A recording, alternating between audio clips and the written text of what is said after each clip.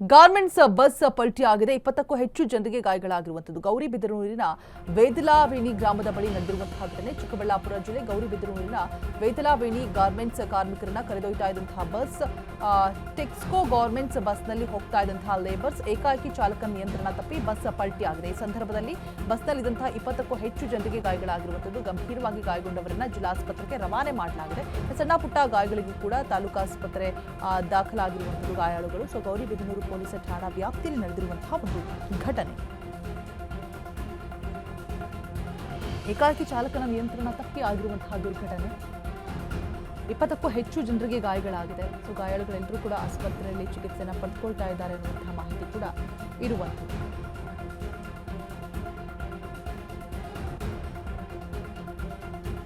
Gauribidanur police ಠಾಣಾ ವ್ಯಾಪ್ತಿಯಲ್ಲಿ ನಡೆದಿರುವಂತಹ ಘಟನೆ.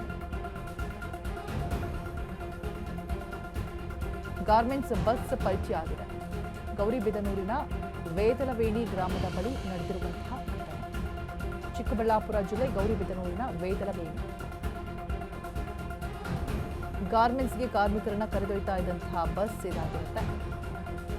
ಸೊ ಟೆಕ್ಸ್ಕೋ ಗಾರ್ಮೆಂಟ್ಸ್ ಬಸ್ನಲ್ಲಿ ಹೋಗ್ತಾ ಇದ್ದಂತಹ ಲೇಬರ್ಸ್ ಏಕಾಏಕಿ ಚಾಲಕನ ನಿಯಂತ್ರಣ ತಪ್ಪಿ ಬಸ್ ಪಲ್ಟಿ ಆಗಿದೆ. ಈ ಸಂದರ್ಭದಲ್ಲಿ ಬಸ್ನಲ್ಲಿದ್ದಂತಹ 20ಕ್ಕೂ ಹೆಚ್ಚು ಜನರಿಗೆ ಗಾಯಗಳಾಗಿರುವಂಥದ್ದು. ಗಂಭೀರವಾಗಿ ಗಾಯಗೊಂಡವರನ್ನ ಜಿಲ್ಲಾಸ್ಪತ್ರೆಗೆ ರವಾನೆ ಕೂಡ ಮಾಡಲಾಗಿದೆ.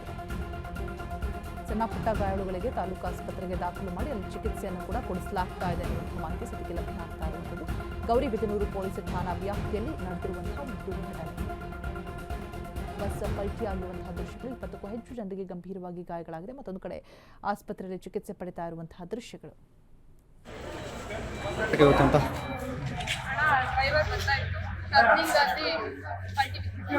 ಯಾವ ಫ್ಯಾಕ್ಟ್ರಿಗೆ ಹೋಗ್ತಾ ಇದ್ರಿ ನೀವು? ಎಷ್ಟು ಜನ ಇದ್ರು ಬಸ್ಸಲ್ಲಿ? 20 ಜನ ಇದ್ರಾ? ಏನು ಜಾಸ್ತಿ ಏಟ್ ಆಗಿದೆ ಅಕ್ಕ?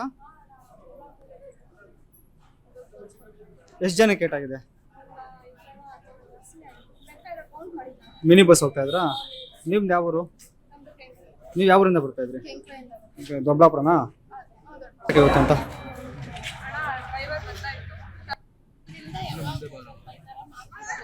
ಏನ್ ಮಾಡ್ತಾ ಇದ್ರಕ್ಕ? ಇವತ್ತು ಸ್ವಲ್ಪ ವಾಲ್ತಾ ಇದ್ಬಿಡು ಅನ್ಕೊಂಡ್ರೆ ಫುಲ್ ಬಿದ್ದೋಗ್ಬಿಟ್ಟು ಗ್ಲಾಸ್ ಎಲ್ಲ ಹೊಡೆದೋಗಿ ಎಲ್ಲ ಜಾಸ್ತಿ ಏಟಾಗುತ್ತೆ. ಯಾವ ಗಾರ್ಮೆಂಟ್ಸ್? ಎಷ್ಟು ಜನ ಇದ್ರು ಬಸ್ಸಲ್ಲಿ? ಏನ್ ಡ್ರೈವರು ವಾಲ್ಸಕ್ ಹೋಗ್ಬಿಟ್ಟು ಹಂಗೆ ಮಾಡೋದು ಅಂತ ಹೇಳ್ತೀರಾ? ಯಾವಾಗ